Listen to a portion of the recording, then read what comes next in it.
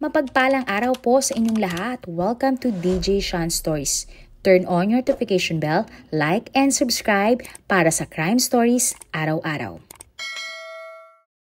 Sino ang mag-aakala na ang ganito kagandang babae ay masasangkot sa isang krimen nang dahil lamang po sa utang? Noong wala pang social media, hilig panoorin ng mga tao ang telenovela. Hindi lang dito sa Pilipinas, maging sa ibang bansa. Ang bida sa mga soap opera ay talagang tumatatak sa isip ng mga manonood. Sa bansang Indonesia, isang artista ang sumikat. Hindi dahil sa kanyang role, kundi dahil sa hindi inaasahang pangyayari. Ang lalaki sa commercial na ito ay sina Ek Hatagulang o tawagin na lang nating Nathan. Sikat na sikat noon si Nathan sa larangan ng showbiz, pero lahat ng oportunidad na para sa kanya ay bigla na lang nawala. April 28, 2006 ng gabi, ang ginang na si Helen ay nagsisimula ng mag-alala dahil ang kanyang anak na si Nathan ay hindi pa umuwi. Hindi kasi ugali ni Nathan na magpagabi sa labas. Sinubukang tawagan ni Helen ang kanyang anak pero hindi ito sumasagot. Hanggang sa natulog na si Helen at umasa na kinaumagahan ay makikita niya ang kotse ng kanyang anak sa labas. Pero dumating ang umaga, walang Nathan na umuwi.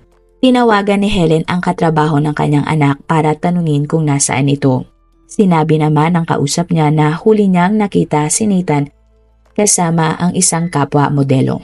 Lumipas ang mga oras, nagsimula nang makaramdam si Helen na may nangyaring masama sa anak. Mother instinct ika nga. Kaya naman nagpasya na si Helen at ang kanyang asawa kasama ang isa pa niyang anak na mag-report sa mga pulis. Sinabi ni Helen na halos isang araw nang hindi umuwi ang kanyang anak. Hanggang sa may lumapit nga sa kanila na isang pulis. Sinabi ng pulis na mayroon silang natagpo ang labi ng lalaki na hindi pa nakikilala. Kung gusto nga ni Helen ay pwede silang samahan ng pulis sa ospital. Pagdating sa ospital, nang una ay hindi sila pinayagan ng mga pulis na pumasok dahil labi nga ng isang foreigner ang nakita. Pero nagpumilit si Helen na pumasok sa ospital dahil kahit dati pa man ay napagkakamalan na ang kanyang anak na isang foreigner. At sa kasamang palad, positibong kinilala na mag-asawa ang labi ni Nathan. Halos mawasak ang puso ni Helen nang malaman na wala na ang kanyang anak. Kinuwento ni Helen na ng araw na iyon ay iba na ang kanyang pakiramdam. Sana nga ay hindi niya na pinayagan ang kanyang anak na umalis. Pero nagpumilit pa daw si Nathan na umalis dahil may importante siyang gagawin. Si Nathan ay 33 years old noon. Siya ay pang-apat sa 5 magkakapatid. Para ituloy ang negosyo ng kanilang pamilya, nag-aral si Nathan ng kursong architecture sa isang prestiyosong universidad. At nang nakapagtapos nga siya ay naging contractor si Nathan. Kilala si Nathan bilang tahimik, mabait at lagi lang gustong nasa bahay. Mas gusto niyang kasama ang kanyang pamilya kaysa umalis kasama ng mga kaibigan.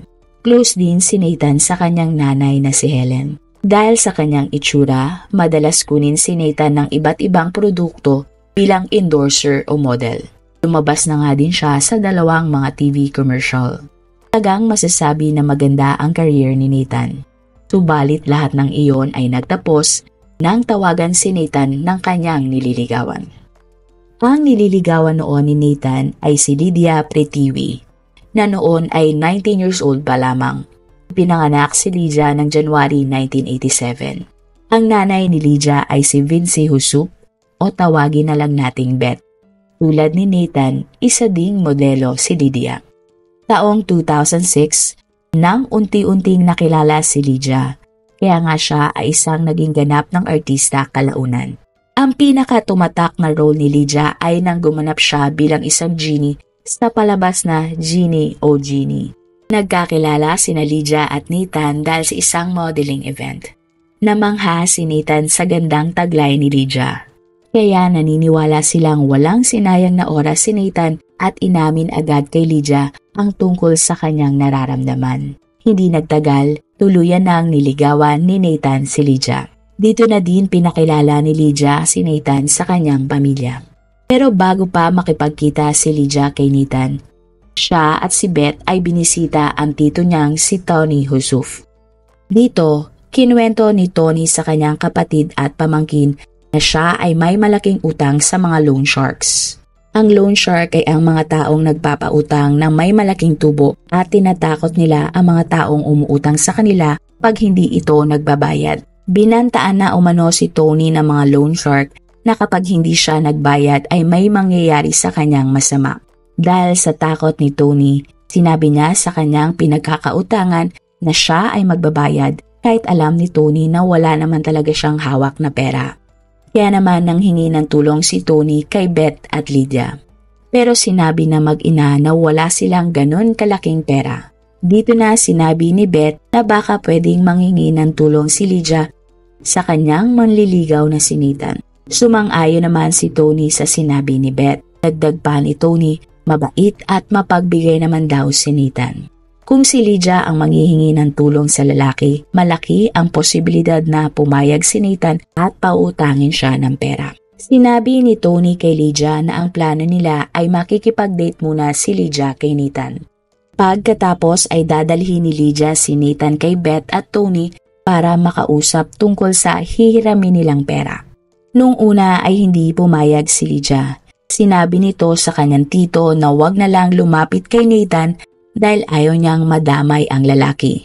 Ngunit sinigurado naman ni Tony sa kanyang pamangkin na walang mangyayaring masama sa kanyang manliligaw. Kaya naman, ng April 27, 2006, tinawagan ni Lydia si Nathan at niyaya itong makipag-date. Hindi naman nag-atubili pa si Nathan at pumayag agad.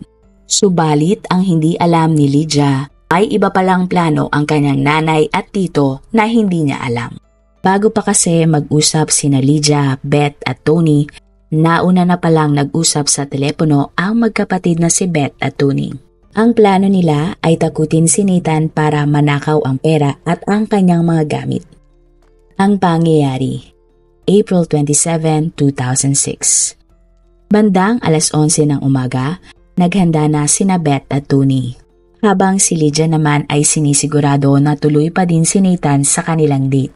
Si Beth ang nag-book ng lugar kung saan nila dadalhin si Nathan. Habang si Tony naman ay hinanda na ang mga gagamitin para kay Nathan. Nakatakdang magkita si Lydia at Nathan sa Plaza Senayan, isang mall sa Jakarta. Bandang alas 3 ng hapon nang umalis na silang lahat mula sa bahay ni Beth. Habang nasa biyahe, inaanan ni Beth at Tony ang isang lalaki. Ang lalaki ay kinilalang si Adi Sukardi o Alex. Isang security guard na nirecruit ni Tony para tumulong sa kanila. Nang makarating na sila sa mall, bumaba na si Lydia para makipagkita kay Nathan. Tingid sa kanyang kaalaman, nagpunta na rin sina Beth, Tony at Alex sa hotel kung saan nila isasagawa ang kanilang plano laban kay Nathan. Nagtungo sina Beth, Tony at Alex sa Putri Duyang Hotel. Doon ay nag-check-in sila gamit ang mga pekeng pangalan. Pagkatapos ay naghintay na lang sila ng oras. Bandang alas 7 na ng gabi nang makarating naman sina Lydia at Nathan sa hotel. Pagpasok ni Nathan sa kwarto ay agad siyang hinawakan ni Alex. Tinakot na din siya ni Tony gamit ang isang patalim at tinalian ang kanyang mga kamay. Kinuha ni Tony ang laman ng wallet ni Nathan at hiningi sa binata ang PIN ng kanyang debit card. Sa kabilang banda, makikita naman si Lydia na takot katabi ni Nathan. Napansin ni Nathan na tila umaarte ang babae. Kaya naman inilabas ni Tony ang kanyang pamangkin sa kwarto ng hotel. Sa labas ng kwarto, naghintay si Beth. Inabot ni Tony ang pera at mga card ni Nathan kay Beth. Pagkatapos ay umalis na sina Beth at Lydia sa nasabing hotel. Dito na na-realize ni Tony na kung makakatakas si Nathan, makakapagsumbong ito sa mga pulis at ituturo si Lydia. At kapag nangyari yon, masisira ang karir ni Lydia. Kaya nagdesisyon si Tony na tapusin na ang buhay ni Nathan. Sinaksak niya si Nathan hanggang sa ito ay bawian ng buhay.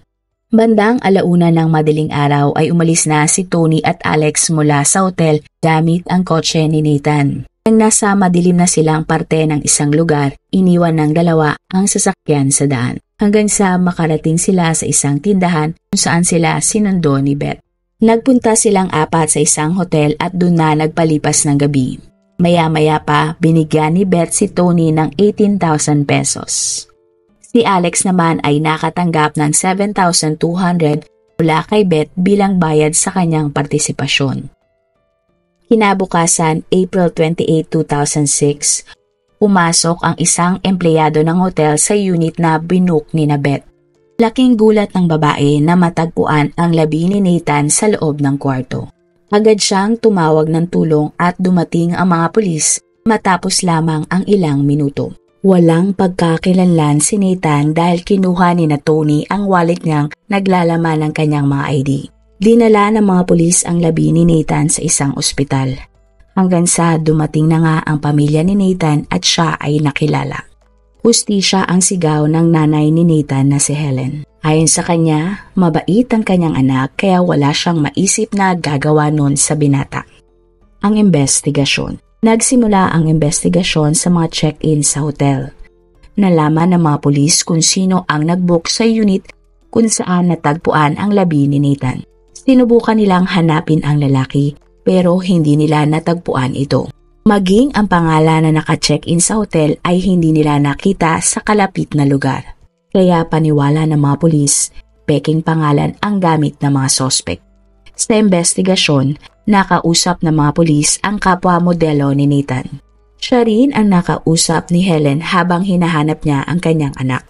Sinabi ng modelo na nabanggit sa kanya ni Nathan na makikipagkita siya kay Lydia. Sinabi din ng babae na si Lydia ay nililigawan ni Nathan. May 11, 2006, nang pumunta ang mga pulis sa bahay ni Lydia. Natagpuan nila doon si Lydia, Beth at Tony. Hindi naman pumalagpa ang tatlo nang dalhin sila ng mga pulis sa police station. Tinanong ang bawat isa tungkol kay Nathan. Hindi nagsalita sa presinto sina Beth at Tony. Pero hindi na nagawa ni Lydia na itago ang kanyang nalalaman.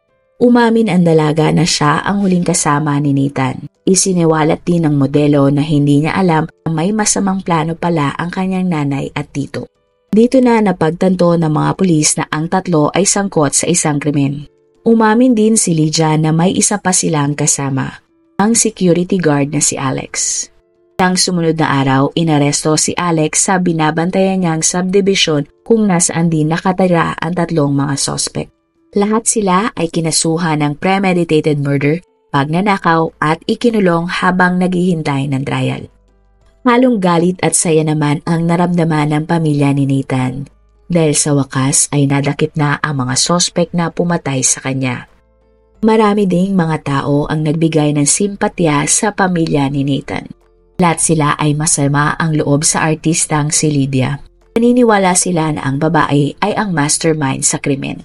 September 2006 nang nagsimula ang trial para kina Lydia, Beth, Tony at Alex. Bago pa man makapasok sa korte, naging mainit na ang eksena sa pagitan ng mga sospek at pamilya ni Nathan. Maraming galit na taga-suporta ni Nathan ang nasa labas ng korte. Sinugod pa nga umano ng kapatid na lalaki ni Nathan at ng isa pang lalaki si Lydia. Pero mabuti na lang ay naawat sila ng mga pulis. Sa korte, nagtuturuan sina Tony at Beth kung sino talaga ang mastermind ng krimen. Ayon kay Beth, si Tony ang nagplano na patayin si Nathan. Hindi daw kasi magagawa iyon ni Beth sa binata dahil itinuri niya na si Nathan na sariling anak. Nakilala at nakasama niya na si Nathan ng ilang beses. Itinuro naman ni Tony si Beth na siyang utak ng krimen. Sinabi ni Tony na inutos ni Beth ang pagkitil ng buhay ni Nathan para protektahan ang anak niyang si Lydia. Sinabi kasi ni Beth na masisira ang pag-aartista ng kanyang anak kapag nadamay ito sa krimen. Pero hindi naman naniniwala si Helen sa pahayag ni Beth. Ayon kay Helen, nagsisinungaling si Beth at kinukuha lang ang simpatya ng publiko. Naniniwala siya kay Tony na si Beth talaga ang nagplano ng krimen. Hindi naman napatunayan sa korte kung sino talaga ang nag-utos na patayin si Nathan. Hindi na kasi naibigay ng prosecution ang kopya ng pag-uusap sa pagitan ni Beth at Tony. Inakusahan din ng prosecution si Lydia na alam niya ang plano ng kanyang nanay at tito. Ayon sa prosecution, nasa tabi umano si Lydia ng kanyang nanay habang kausap si Tony sa gagawing krimen. Kaya para sa kanila, imposible na walang alam si Lydia sa lahat. Pinabulaanan naman ni Lydia ang akusasyon sa kanya.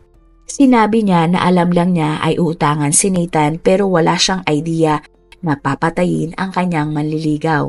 Wala din daw siya sa kwarto nang mangyari ang krimen. Samantala, dininay naman ni Alex ang mga kaso laban sa kanya.